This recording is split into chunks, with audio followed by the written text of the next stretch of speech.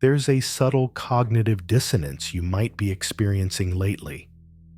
It's not loud or alarming, but rather a quiet, persistent hum beneath the surface of your daily thoughts. It's the feeling of running a piece of software that has become fundamentally incompatible with your hardware.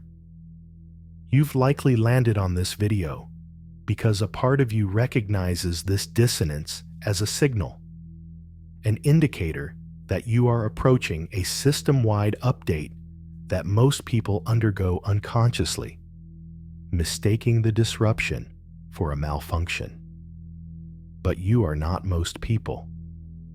You possess the sensitivity to detect the incoming transmission, the fundamental rewrite of the operating system that is about to redefine everything you understand about your own capabilities. The majority of people operate on their default settings for their entire lives, running the same subroutines, questioning nothing, and encountering these same error messages in their relationships, careers, and well-being. They exist as if their programming is immutable, failing to recognize they have administrative access to the entire code. But then, a catalyst occurs. This event is rarely cinematic. It doesn't arrive with a grand announcement. It's often a quiet moment on an unremarkable Wednesday evening, a moment of stillness where a single line of new code executes and begins to cascade through the system. This process doesn't come with a user manual or a tutorial. The theory I am about to outline for you is not another productivity hack or a psychological model. It's a description of a process that is already compiling in the background of your awareness. You are not the person you were 9 months ago, and you will not be the same person 9 months from now. The question is not whether the update will happen. The question is whether you will be an active participant in its installation, or if you will let it run while you're distracted by notifications from legacy apps. The most overlooked aspect of these critical updates is that they don't feel critical while they are happening. They feel like any other day, where you make seemingly minor choices that ultimately lead to a complete system overhaul. You simply come online one morning to find your entire user interface has changed. Your core priorities have been re-indexed without a conscious command from you. People who once took up significant processing power now run quietly in the background. Situations that used to trigger a system crash barely register as a minor alert. You begin executing commands that seem to surprise even yourself, not because they are erratic or illogical, but because they originate from a deeper, core programming rather than your surface-level conditioning. Your resources are reallocated toward connections that are actually synergistic. You start to see inefficiencies in your life that were previously invisible. You recognize how much energy was wasted. This transformation installs in phases. The first phase is diagnostics. You begin to identify the looping scripts. You become aware of the narratives you've been fed about your own limitations, and you start to question their source code. Are these stories true, or are they just malware you accepted without running a security scan? The second phase is the system firewall. Awareness is resource intensive. As you identify the bugs, a part of your system wants to revert to the previous, stable version. It makes you accountable. When you couldn't see the corrupted code, you didn't have to take on the task of debugging it. When you didn't recognize your power to write new scripts, You could blame external inputs and other users for your system's poor performance. But once you see the code, you cannot unsee it. This creates friction between the part of you that wants to evolve and the part of you that craves the predictability of familiar errors. Most users get stuck here. They see the potential of the new operating system, but they retreat because the update feels too complex, the outcome too uncertain. They rationalize that the old system isn't so bad. But this is a lie told by the fear of a system reboot. The third phase is where the process becomes truly transformative. It's a form of surrender, but not one of defeat. It's the moment you stop fighting the installation process. It's when you finally calculate that maintaining the old buggy system is more resource-intensive than the temporary downtime required for the upgrade. Here, you stop asking if you are ready and start configuring your settings to best run the new software, whatever it may be.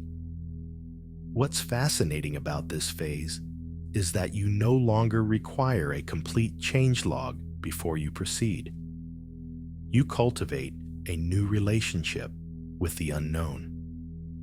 Instead of a threat to be mitigated, you see it as the open architecture where all potential exists.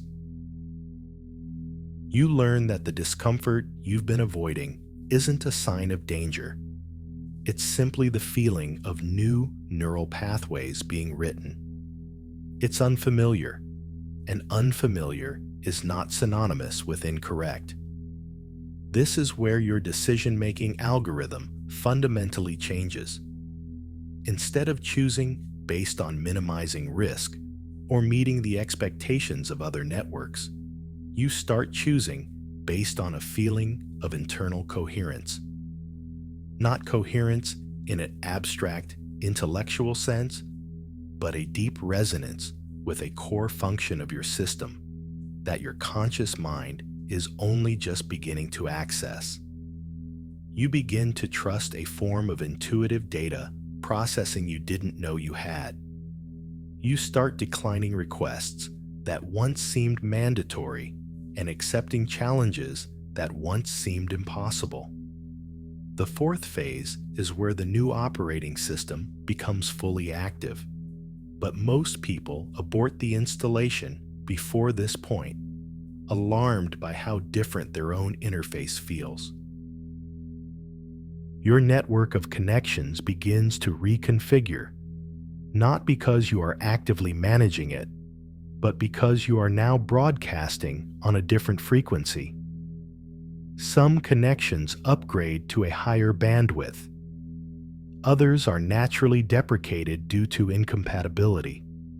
You begin to attract new data streams, new collaborations, new challenges to solve. Your entire digital and physical world reorganizes around the new version of you that is now online. But here is the paradox that catches everyone by surprise. This new version of you isn't new at all. It's who you were before the bloatware of social conditioning, fear, and external expectations was installed. The update isn't about becoming a different machine. It's about restoring the factory settings of who you truly are. This realization changes everything. You stop running performance analytics for the approval of others because you're too occupied with authentic expression to care about the metrics. You stop justifying your commands to users who didn't have the clearance to ask in the first place. You stop waiting for permission to run the applications you were designed to run. What happens next is perhaps the most profound part of the experience. You begin operating from a processing core you've never used before.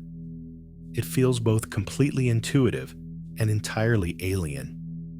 It's like discovering your system had a quantum processor that was dormant your entire life. You find yourself processing situations with a newfound clarity, seeing connections between previously isolated data points and identifying elegant solutions where you once saw only bugs. People in your network may comment on how different you seem, but they won't be able to articulate what has changed. You aren't more confident in the conventional sense. You are simply more coherent.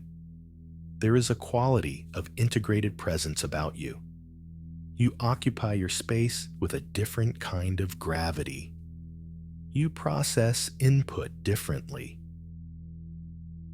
You communicate differently, not through effort, but because you are running on a different architecture. And here is where it gets truly powerful. You realize that the vast majority of your processing power was previously allocated to background tasks, managing others' emotional states, trying to debug their code, and attempting to control outputs that were never within your jurisdiction.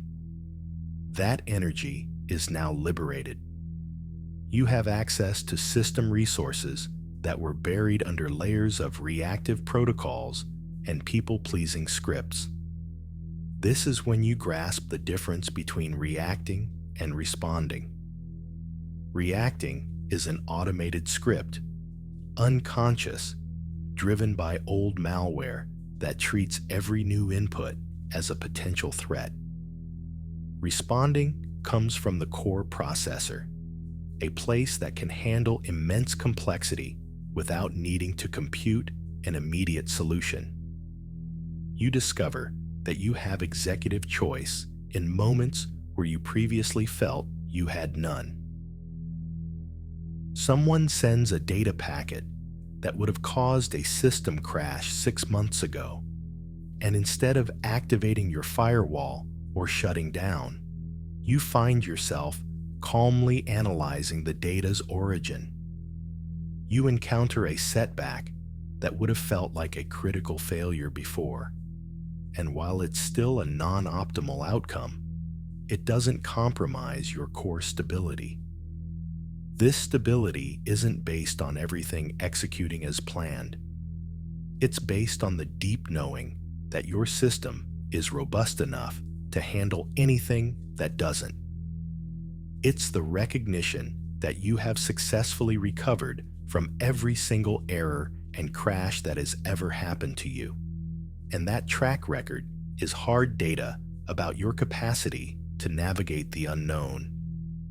But here is the part no one prepares you for. Once you are running on this new OS, you cannot go back to pretending you don't see the architecture of the systems around you. You see the code behind the curtain. And sometimes that feels like a heavy load, because the blissful ignorance of the old system was, in some ways, easier. You see how people build their own firewalls and then complain about being isolated. You see how they generate conflict to feel stimulated, create chaos to avoid stillness, and corrupt their own success to remain in the familiar comfort of failure. And while you have empathy for it, because you were once running that same software, you can no longer participate. You cannot pretend that buggy code is normal just because it is common. This can create a new kind of solitude. But it's not the desperate solitude of a machine disconnected from the network. It's the temporary solitude of being the first in your network to complete the update. You're not better than anyone else. You're simply running on a more current version. This creates a natural partition between you and the processes that used to drain your resources. You start connecting with other users who are also running the update. Conversations require less explanation. Connections are established faster because there is less legacy code to navigate. You recognize each other not through shared interests, but through a shared quality of processing that speaks to a fundamental coherence. Then, something truly remarkable begins to happen. You realize that this system update you've been through wasn't just for personal improvement. It was a preparation. You've been developing capabilities you didn't know you needed for a function you couldn't have imagined while you were stuck in your old programming. All your past experiences, every bug and every crash, begin to look like a coherent debugging process. Every system failure was just stress testing. Every moment of confusion was the old OS uninstalling to make way for the new. This is when you understand that change isn't an occasional event.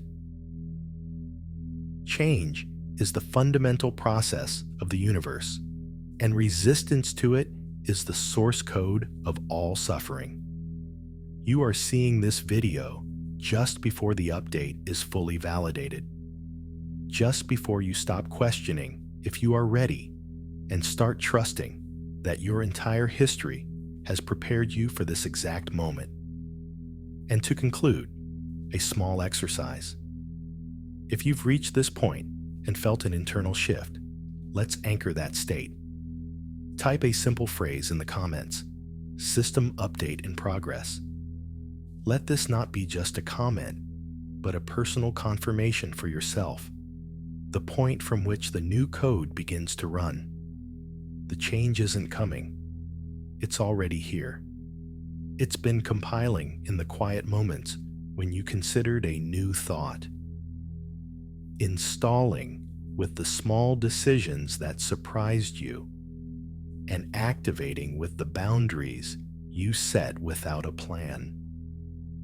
You don't need a dramatic gesture to finalize this transformation.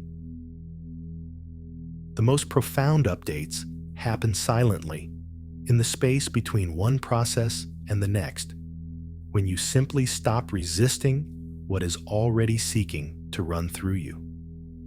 Trust the signal you are feeling. Trust the dissonance that brought you here. Because the operating system you are upgrading to is already online, already active, already waiting for you to recognize what was always your true potential.